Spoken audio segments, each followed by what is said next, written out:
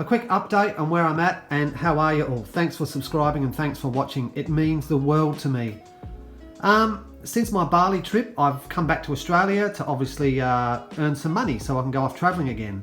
And I did become very ill after that last Bali trip. I don't know what happened, but some mongrel flu and that really flattened me out. Anyway, I want to talk about these cameras and why I choose this little guy to shoot all my vids with. Whereas some of the others are far better quality and have different features. So I'm going to start with this little guy here. This is called a Sony Z90 and this is like a really high-end handy cam. Now this here has a zoom, has an awesome zoom on it, it has a flippy screen. I mean, it does everything that a semi-professional video camera ought to do. The data rate in this is suitable for TV, the image quality is stellar, and also the price with this is astronomical compared to some of the others. I use this on my day job. I am a professional cameraman and editor, and I freelance across football, soccer, cricket, and also client work. So that's an awesome camera. This next one is obviously the Sony A7 III with the 16 to 35mm. This is my favourite camera at the moment. It is a beast. It's very expensive to purchase one. The image quality out of this is stellar. However, I wouldn't take this one or this one on my travels. This other one is a Fuji X-T3. I've had this for quite some time. I love the Fuji cameras, I love their lenses. However, this is not really suitable for a travel style documentary YouTube channel. I mean, it can do it, but you need a ton of batteries just to get 4 or 5 hours, and obviously lenses to go with it. And it's the same with the A7 III. You're going to need a stack of lenses if you want to zoom in. And they're just, while they're all great cameras, they're not suitable for my style. Although, that would be my next choice to take. Moving right along, we have obviously the Canon G7X Mark II. This is what I shoot all my vids on. I think the battery's flat in that, hang on. Yeah, I think the battery's flat. Oh no, it's not. This is what I shoot everything on.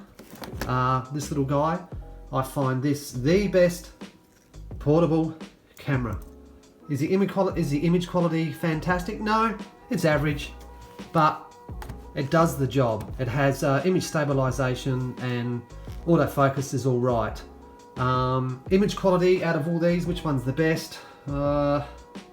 If you're going on bit rate and data rate, this one here, the Sony Z90 is the best. This is a full frame. This is, what do you call it? APS-C, is that what it's called? Anyway, it's not full frame. The data rate in this is excellent. But this one here does it all. And I tell you, it fits in my pocket and it's just so portable. One last camera that I was using on another YouTube channel, which I've since deleted, is this Sony X3000, I think it's called. Yeah, I think it's called a 3000. This is the Sony's action camera, and this thing is unbelievable. The image quality and the boss stabilization in this is perfect. I would use this as my travel vlogging camera over all of these, apart from one thing. That is, there's no friggin' screen. Oh, there's no screen, so you're sort of shooting blind. You just sort of point it and hope that you get everything in frame. There is an attachment, like a little wristwatch screen that you can, you know, sort of Bluetooth to it, but I find it a pain in the ass. Anyway, that is what I use, and I have no problems with this. I have no problems with this GX7 Mark II. There is a version 3 out at the moment, and I just can't justify, you know, spending the money, which is going to be a marginal, I don't know, update compared to this. There's also another reason why I do choose this camera, and one is when you're traveling, if you're seen with some of these bigger cameras, you're going to get yourself into potentially a world of hurt with someone trying to mug you, and or think that you are. Sorry, my dogs are going off, and or oh, I've lost my track. Yeah, if you take some of these bigger cameras, there's a greater chance of being mugged or people thinking that you're really cashed up. And let's face it, most people that travel, if you're like me, you're traveling on the bones of your ass, really, most of the time. So, and this thing's portable too. It just fits in my pocket, and you know, I take this with a cheap SD card, and I do have a couple of batteries floating around. So, anyway, that is which camera do I use and which one would I recommend? For me, it's that one. If I could take any of them, I would take this one. But the size, I mean, you know, it's crazy, hey? That's the damn size of that thing and the weight. This must weigh a kilo, 1.5 kilos. I don't know what this weighs, 600 grams.